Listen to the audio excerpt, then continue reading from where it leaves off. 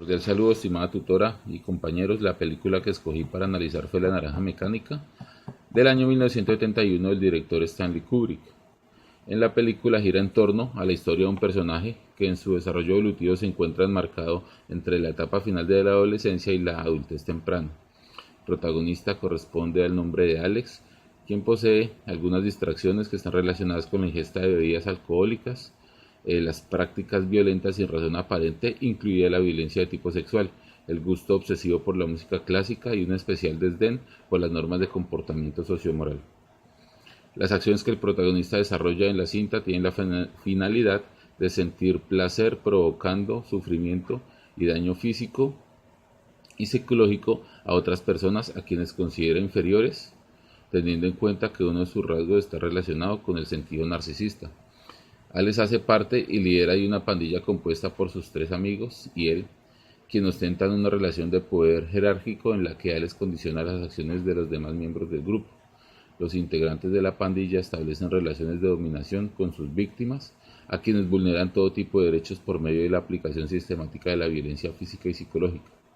Un aspecto resaltante es su inclinación por la violencia sexual, por lo tanto procuran buscar víctimas de sexo femenino para someterlas por la fuerza, a la par que procuran desfogar sus inclinaciones sádicas en relaciones sexuales consentidas y en algunos casos mediadas por el dinero y la dominación, que se establecen básicamente por medio de orgías.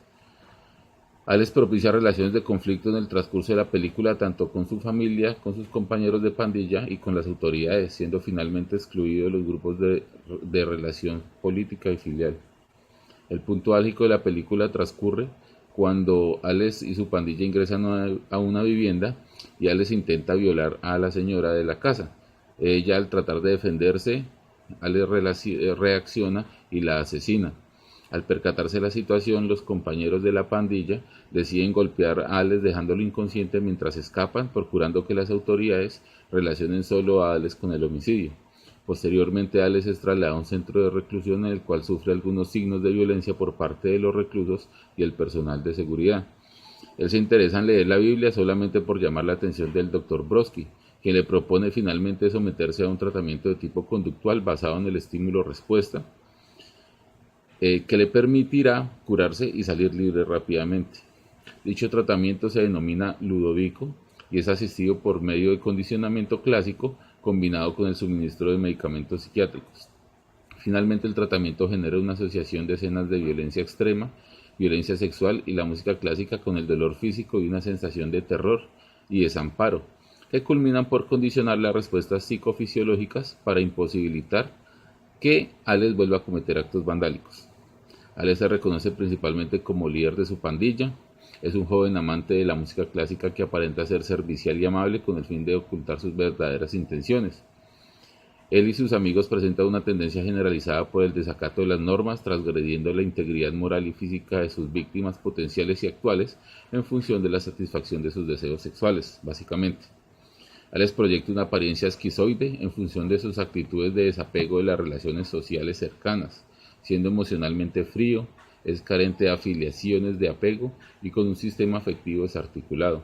Por otra parte, su personalidad está más enmarcada en un comportamiento narcisista y social, que se manifiesta en la aplicación de la violencia desmedida. Por esta razón es una persona de pocas relaciones interpersonales que muestra cuadros psicóticos de comportamiento.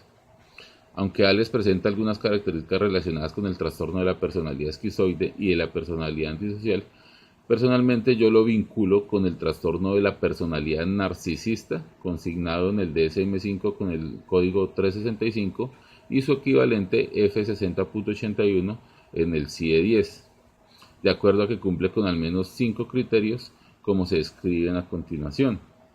Los criterios son: Alex tiene sentimientos de grandeza y prepotencia, permanece absorto en sus fantasías de éxito y de poder, explota las relaciones interpersonales a su favor y para conseguir sus propios fines, carece de empatía, no está dispuesto a reconocer o a identificarse con los sentimientos y necesidades de los demás, especialmente con sus víctimas, y muestra comportamientos o actitudes arrogantes y de superioridad de manera permanente.